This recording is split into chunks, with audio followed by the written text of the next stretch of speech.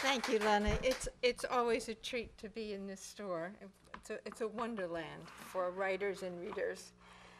Um, about 5 years ago, a friend suggested that I write about Hetty Green, and I said, "Who?" And then she told me a little bit about her, how she was eccentric, how she was a financial genius, how she, at the time that she lived, was called the Witch of Wall Street. And so I started to read about her and thought she was interesting. But finance and Wall Street, and then it was 2008, and everything changed. The stock market collapsed, real estate prices plunged. We were in a financial panic, and I started thinking some more about Hetty Green and how she had survived several financial crises in her day. One of the things that I look for in someone I'm writing about is diaries, because of course they're so revealing. And then I remember, there were no diaries. And then I remembered something that Tallulah Bankhead had said, which is that nice girls keep diaries. Bad girls don't have time. And Hetty was bad. She wasn't bad about men. She was bad about money. She was consumed by money, which was not so dissimilar from the rest of her family. She was born in New Bedford, Massachusetts in 1834 to a prosperous family of whaling merchants. And in those days, whale oil fueled the houses and factories not only here but around the world. And whale parts were used for perfume, for paint, for corsets, for buggy whips, and just about everything in between.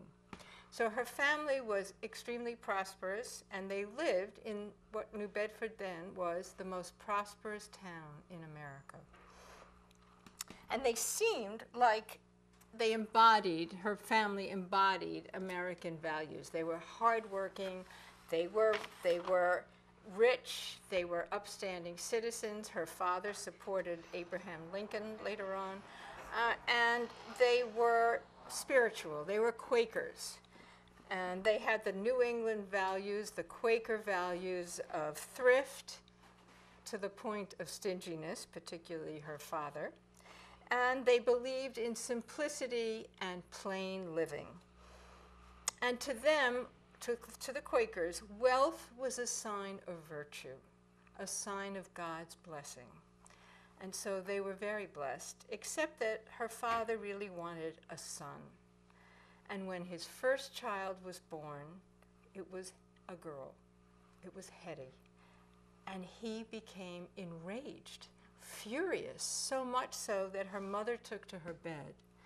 And Hetty was dismissed from the house.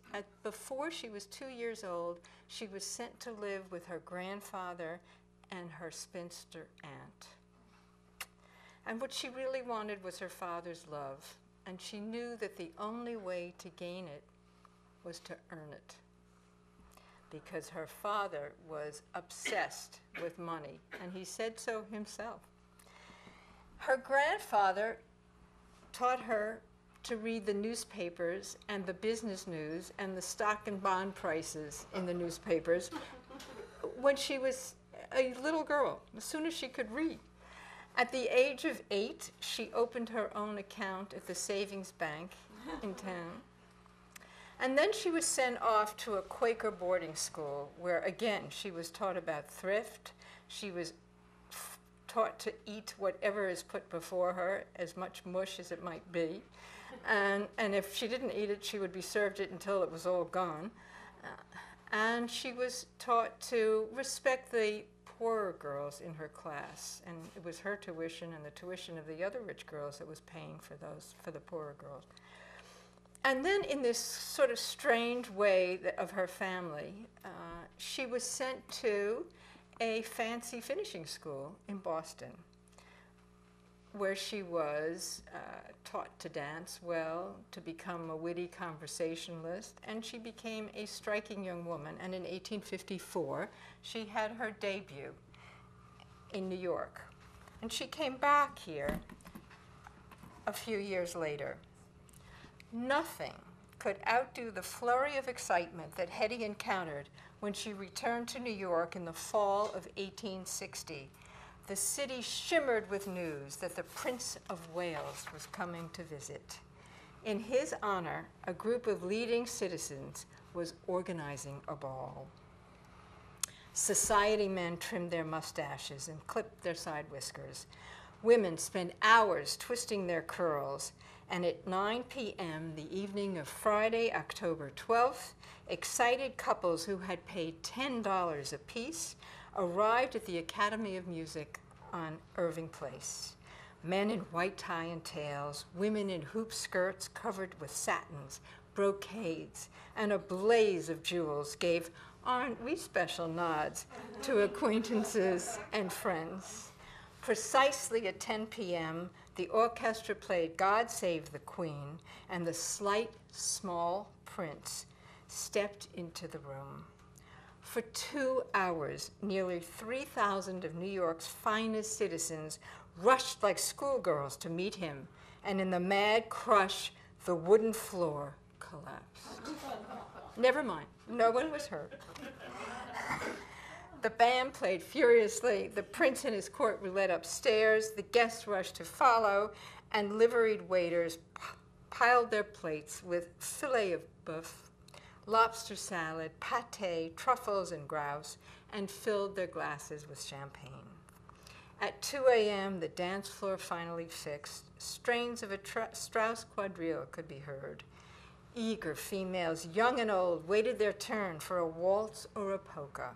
And finally, the young woman from New Bedford was tapped. Stunning in her low-cut white gown, sashed with pink, her arms covered in long white gloves, an ostrich feather fluttering in her hand, Hetty was introduced to His Highness, the Prince of Wales. "And I am the Princess of Wales," she replied. "Ah, I've heard that all of Neptune's daughters are beautiful. You are proof of that," said the prince, and he sailed her away on the dance floor.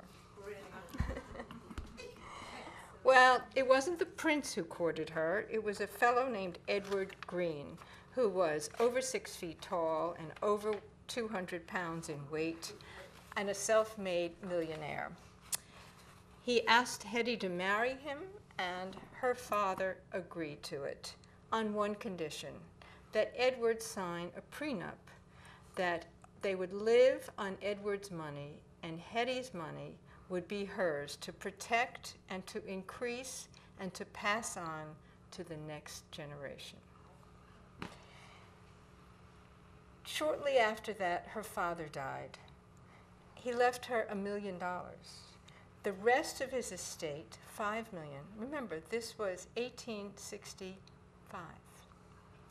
$5 million he put in a trust for her, which hurt her deeply. She had expected to be able to control her own money. 2 weeks later, her aunt died, her spinster aunt. Now, Hetty was the only heir to the family wealth. And the aunt had agreed to a will in which she would leave all her money, $2 million, to Hetty. But instead, she left half to the town of New Bedford and to her friends, and the other half to Hetty, and again, she put it in trust. Hetty was furious, so she sued. The lawsuit went on for years. It became a landmark case, and Hetty became litigious for life. Shortly after that, she and Edward married and went off to England to live, where he sold American railroad bonds. These were the days of the boom in the railroads. And he sold bonds to European investors. Hetty gave birth to 2 children, a son and a daughter, and she invested her money in railroad bonds and in greenbacks. And she boasted that in one day she made $200,000. Europe was booming. Banks were loaning easy money at low interest rates. Real estate prices